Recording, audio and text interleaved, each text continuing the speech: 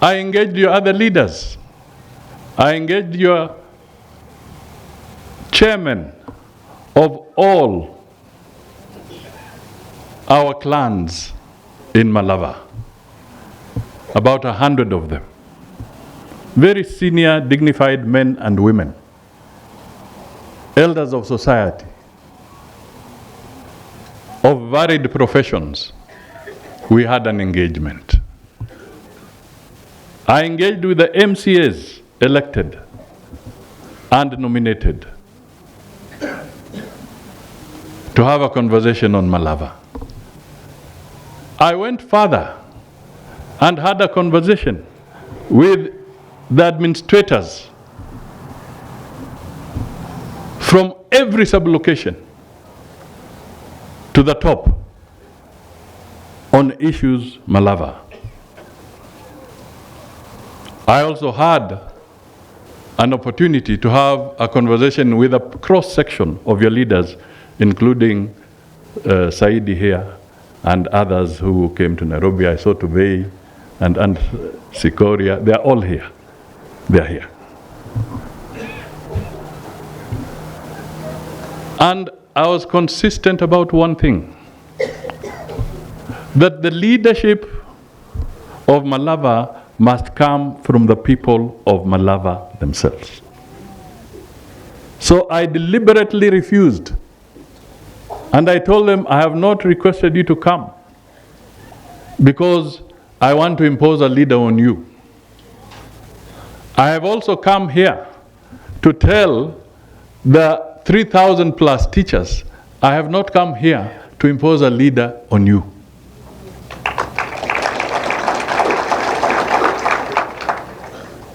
So if you are waiting for me to pronounce the name of a candidate, you will wait for a very long time. But I came here so that we can have a conversation.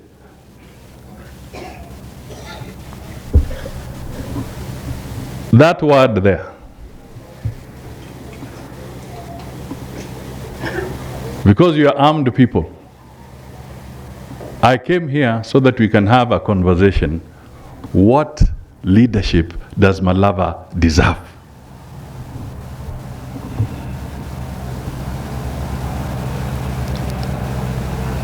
If you took a pen and pencil or pencil and paper today, the 4,000 of you, what would be the qualities you would be looking for as your next member of parliament? You are opinion shapers. You cannot be bystanders. You cannot hide behind clans. Even me, I come from a clan. This is not the time to evaluate leadership on the basis of a clan, on the prism of a clan. Wache yo mchezo.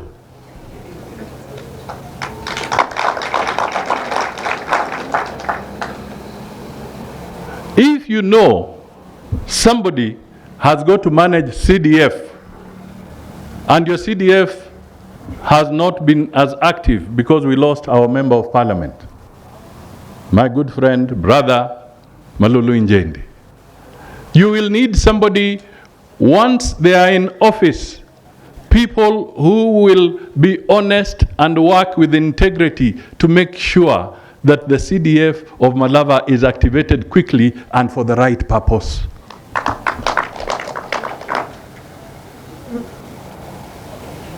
Mundu nabe yenubusandu kumakono.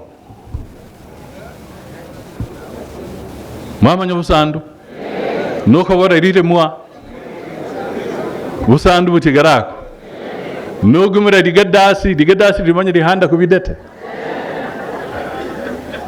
Munyinde mwamanya mbandu basingi bano mwamanya babe nubusandu.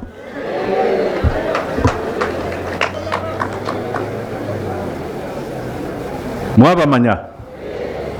Mbeha? Mwabamanya. Mwamanya bajanja.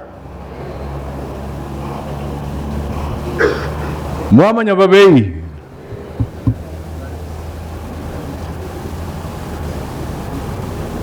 Why do you want us to make that a decision for you?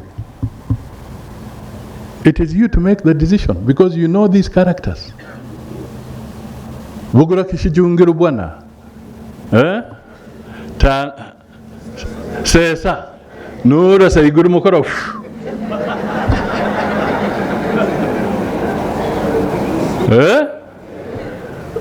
You have to take responsibility as leaders, as teachers. You have to take responsibility.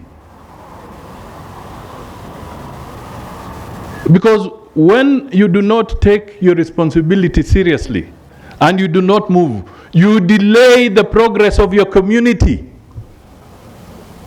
You delay the progress of your nation. You delay the progress of millions of people because you refused to take your responsibility seriously. Will Broder has asked Shitanda very fundamental questions. Very fundamental. Valid ones, which we must address. But let us ask one question or two. And I don't want your immediate answer. They are called rhetorical questions. It's for you to reflect. Because I'm talking to the people that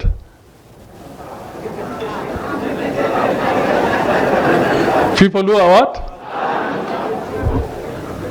So, let me ask you.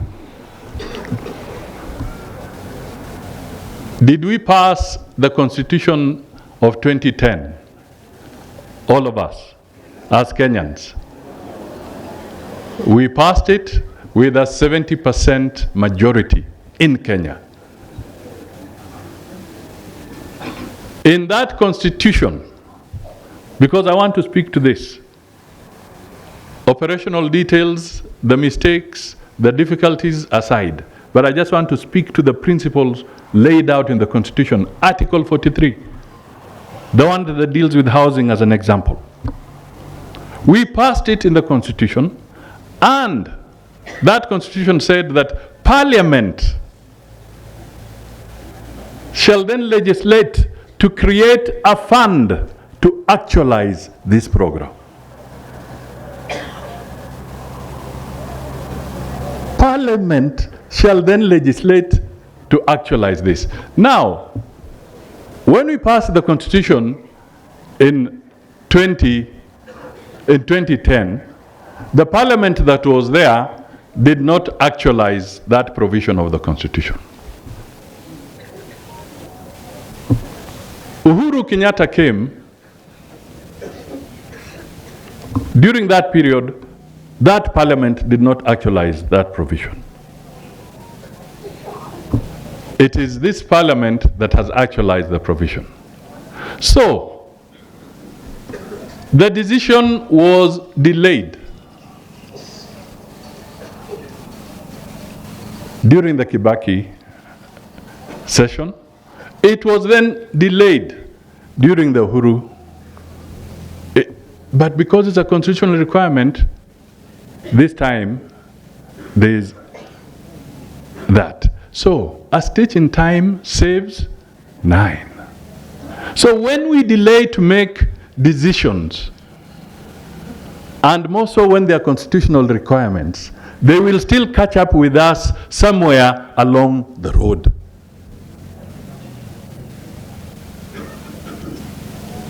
That is one message that we need to appreciate. We have talked of SHA. In the same constitution, operational challenges aside, the efficiencies that have got to be instituted aside. But the reality is it is within the Constitution that you must provide universal health care. And again, the law said Parliament shall then legislate to give effect to these provisions of the Constitution. The Kibaki Parliament time delayed. Uhuru Parliament delayed. The burden has fallen on this Parliament. Because, again, people were passing the buck. I'm talking to armed people.